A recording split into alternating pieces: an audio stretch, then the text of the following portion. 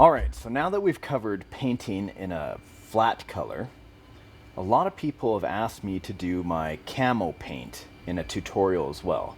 I did this years ago when I did a giant 8-scale crawler, but I can tell you that this is simple. Everybody does a different camouflage technique. Sometimes all you need to liven up your RC is a brand new body. Now, here we go. I've already cut out the center on this one. This is how I'm going to do a camo paint job. 2 lessons in one. All these different types of paint you can get from your hardware store. Make sure it adheres to plastic, or you can go ahead and use your normal Tamiya paint. See this PS? PS is not the correct one. This is for paints and models, like still models. I still use it on hard bodies though, because it still has an adherence to plastic like this, right? It's not like Lexan that's flexing, so I get away with this on these. Also, the TS. This is going to be black, gold, straight green, flat green. Look at this. This is a value primer. This is just for a regular automobile. I like the color. It's a flat black, brown, and the 3 pieces. Let's get started. This is very straightforward. It's just a matter of technique. Now the inside of the truck can be painted a flat color, which will be black. The overspray on the outside doesn't matter.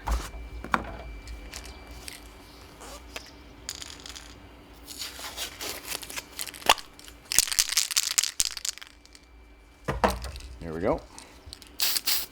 Testing it.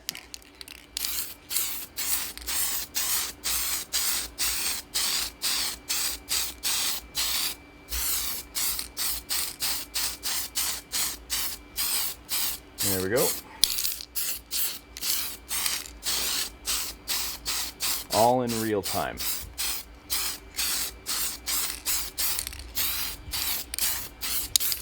Not too much, don't want it to run. Pretty much done for a flat undercoat. The top, here's the overspray I was talking about, right? It's the paint dust. When you have paint dust, make sure to wipe it off.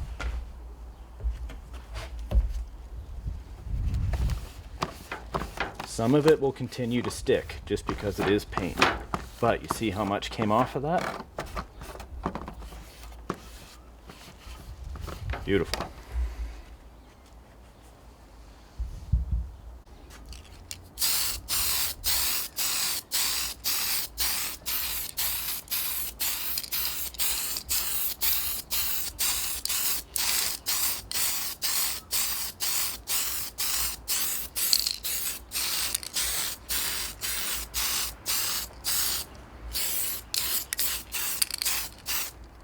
Perfect.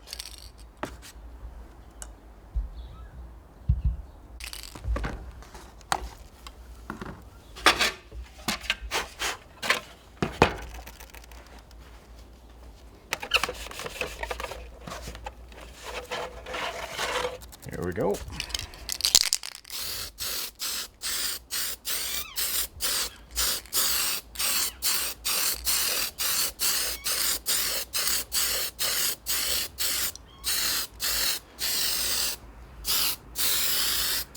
One of my good friends, Chris DeGraff from Hemistorm RC, is an amazing painter.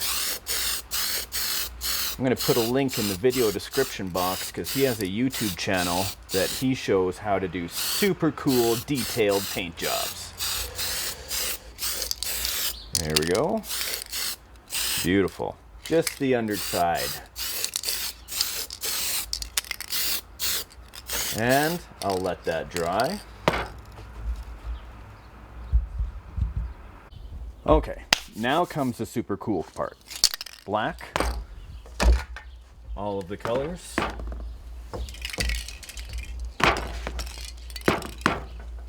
Blammo.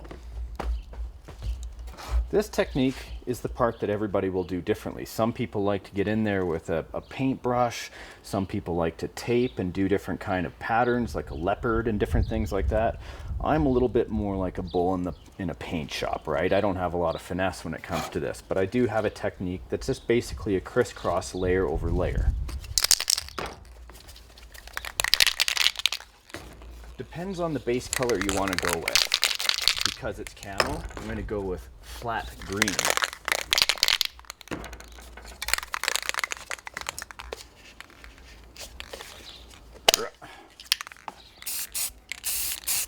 Nice. Here we go.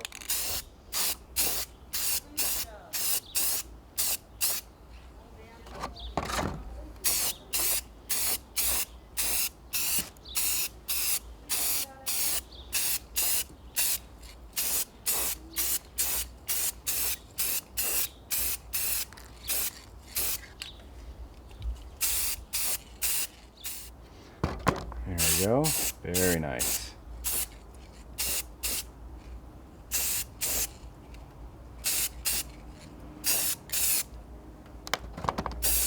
Getting in the grooves. Getting up front where the grill would be. Brilliant. So we'll set this off to the side to dry. We'll bring in the back box.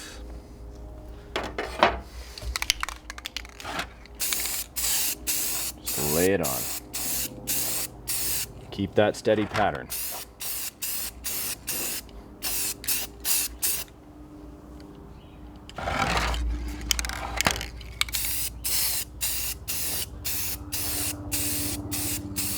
I got a helicopter going overhead.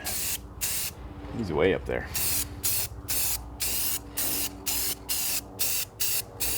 Beautiful.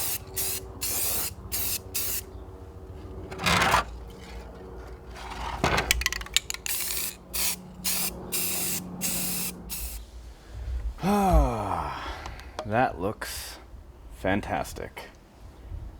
Okay, time to start mixing colors. Now, this is mustard yellow. I'm going to start with the light so I can just get hints of that throughout. Might as well bring in the back box. Looks like I have to do the back box tailgate. Get that quickly.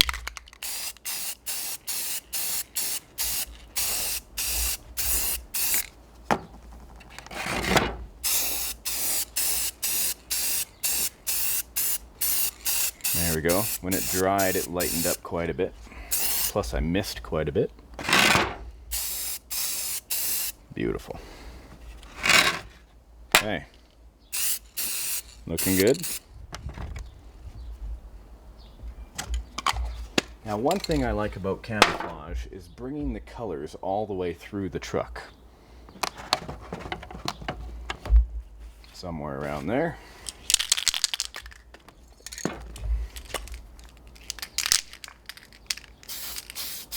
There we go. Just spatter it. There we go. Random. Beautiful. Don't be shy. You got to be creative when you do this. There we go. Everything on a camo design can be fixed. That's the beauty of it.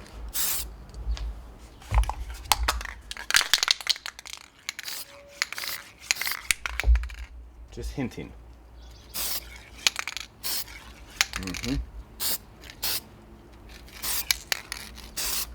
There we go.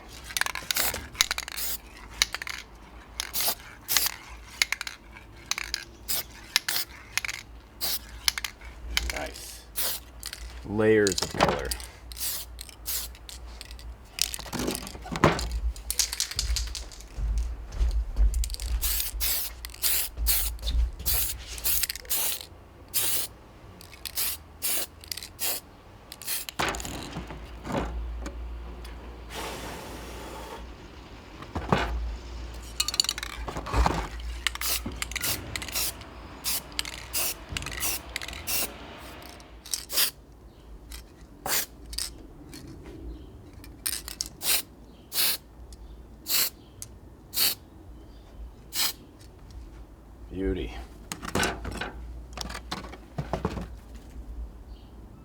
Okay, so for the final step, I'm just going in and I'm tinting some areas, like the corners, wherever it would be actually a little bit darker than normal. Maybe this is what the truck used to be painted as, or maybe it's just made for hanging out in the forest. Natural camouflage, darkness. A little bit of spritz. Darn it. That's okay.